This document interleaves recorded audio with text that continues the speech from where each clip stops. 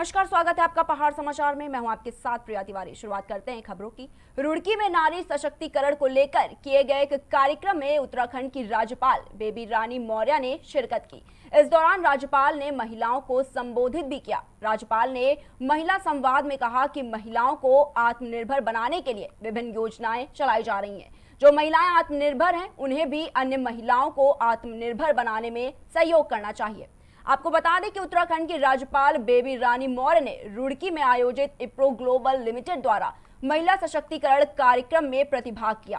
राज्यपाल ने उपस्थित महिलाओं से संवाद किया, साथ ही उनके द्वारा महिलाओं के विकास और कल्याण के लिए किए जा रहे कार्यों की जानकारी ली।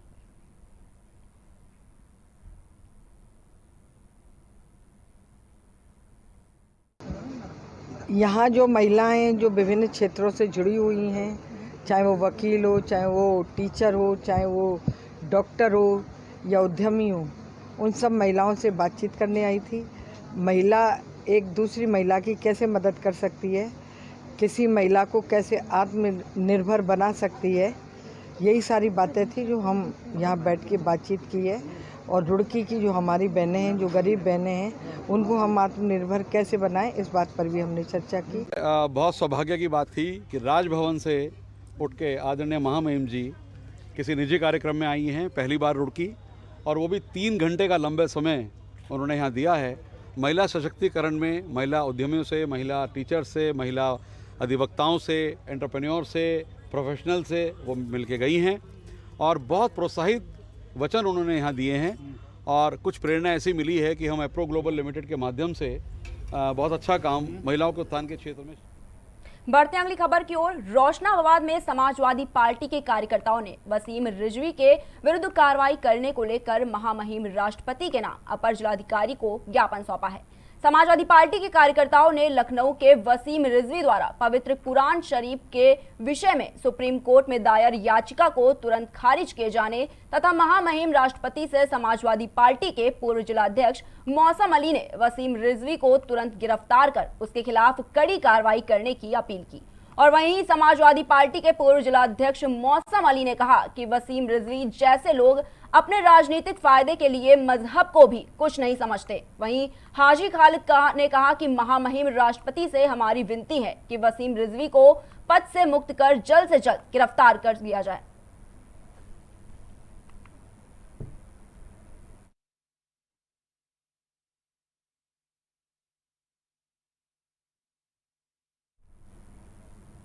बढ़ते अगली खबर की ओर। लक्सर में पुलिस के द्वारा पिछले 9 सालों में पकड़े गया सामान आज नष्ट किया जाएगा, जिसको नष्ट करने के लिए न्यायालय से आदेश दिया जा चुका है। लक्सर पुलिस क्षेत्राधिकारी विवेक कुमार ने बताया कि साल 2011 से लेकर 2019 तक लक्सर पुलिस में जितना भी आबकारी का सामान पकड़ा गया था और जिन मामलों का निस्तारण न्यायालय में किया जा चुका है, उसे नष्ट करने के लिए एक कमेटी बनाई गई है। वहीं कमेटी के सामने आबकारी मामलों के उस सभी सामान को नष्ट किया जाएगा जिसका निस्तारण हो चुका है।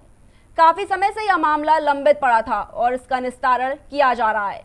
लक्सर कोतवाली के माल गोदाम रूम से भारी मात्रा में सामान बाहर निकाला गया है, जिसे नष्ट करने की तैयारियां पूरी कर ली गई हैं। जो पुराने हमारे कई सालों से माल रखे हैं, उनके निस्तारण के संदर्भ में एक हमारे द्वारा अभियान चलाया गया। उसी अभियान के तहत जो है आज लगभग 350 के करीब जो हमारे लंबित जो रखे हैं, जो माल रखे हैं, उनका निस्तारण किया जाएगा। और ये कमेटी अभी इसको सेवानिवृत्त राजकीय पेंशनर संगठन का त्रिवार्षिक चुनाव संपन्न हो गया है। चुनाव पर्यवेक्षक और संगठन के प्रदेश अध्यक्ष पीडी गुप्ता और प्रांतीय महामंत्री गिरीश चंद भट्ट की देखरेख में चुनाव संपन्न कराया गया। अध्यक्ष के पद पर प्रकाशकांत ध्यानी और सचिव पद पर रघुवीर सिंह भंडारी, साथ ही केशव चंद्र जोशी कोषाध्यक्ष और सुंदर सिंह रावत को संगठन का ऑडिटर चुना गया। वहीं चुनाव पर्यवेक्षक पीडी गुप्ता ने चयनित पदाधिकारियों को शपथ भी दिलाई। वहीं नवनिर्वाचित पदाधिकारियों ने संघ के सदस्यों को विश्वास दिलाया कि लंबित मांगों के निराकरण जल्द किए जाएंगे।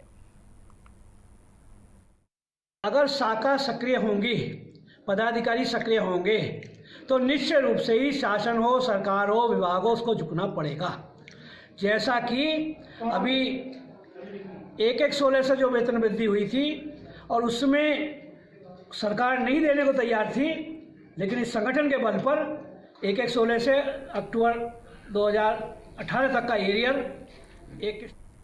बढ़ते अगली खबर की ओर। हरिद्वार के रोशनाबाद के पुलिस लाइन में महिला पुलिस कर्मियों के स्वास्थ्य परीक्षण के लिए स्वास्थ्य परीक्षण शिविर लगाया गया। इस मौके पर एसएसपी संलित अबुदई कृष्णराज एस और एसपी सिटी कमलेश उपाध्याय ने शिविर में पहुंचा और डॉक्टर व महिला पुलिस कर्मियों से जानकारी लेते हुए स्वास्थ्य परीक्षण शिविर का जायजा लिया।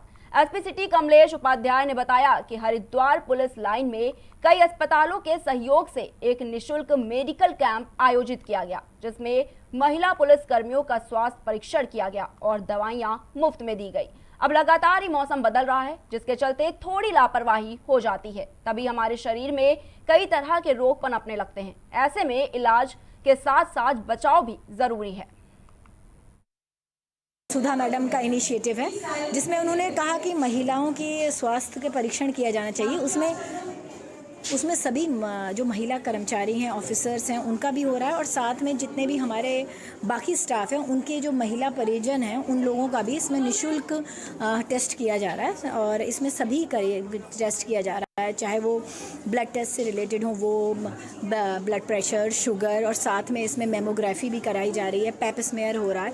और इसमें देहरादून से टीम्स आई हुई है मेडिकल की, और पूरा हम सर ने बहुत ही सुनियोजित।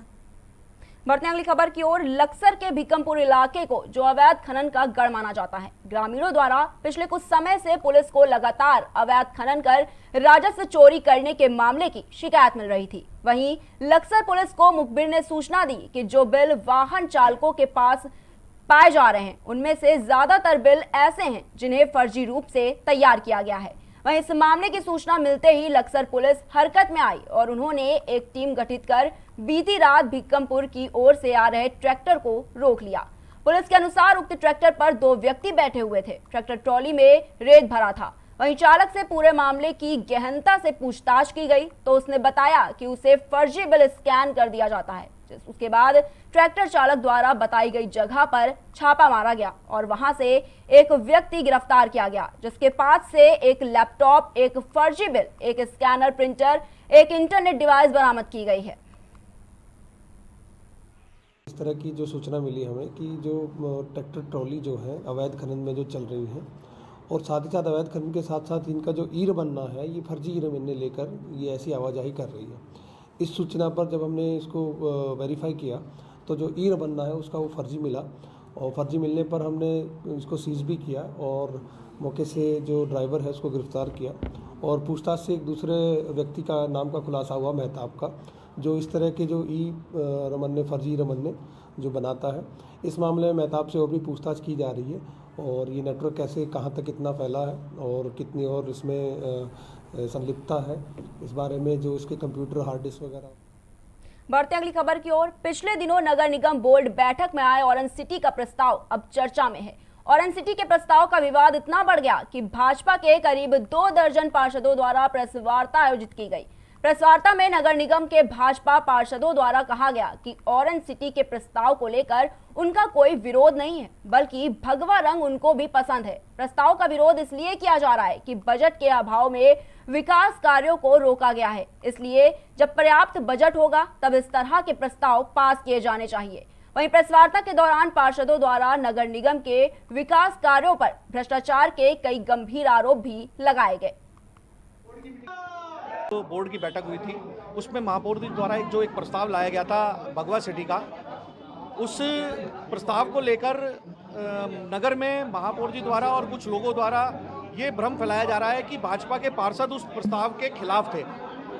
आज हमने उसी का जवाब देने के लिए सभी पत्रकार बंधुओं को यहाँ एकत्रित किया।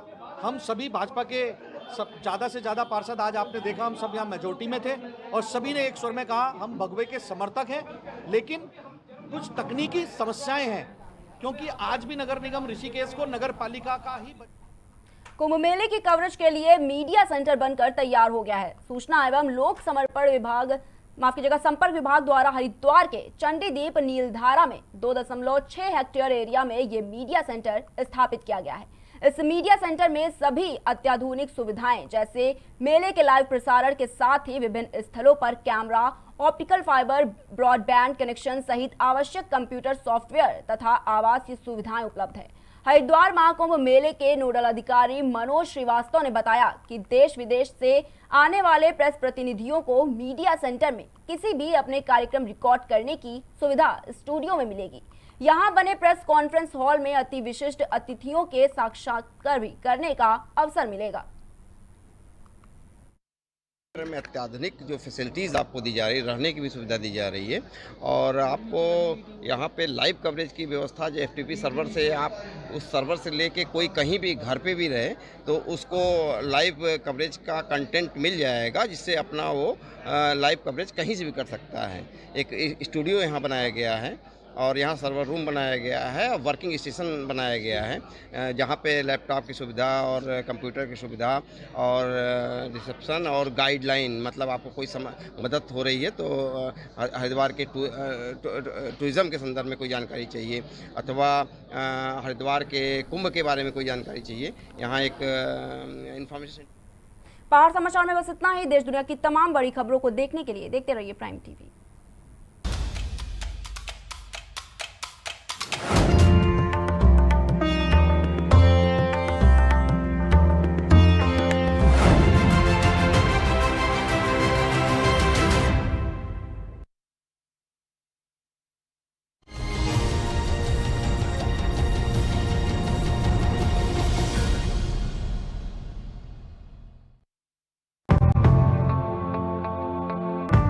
कश्मीर से लेकर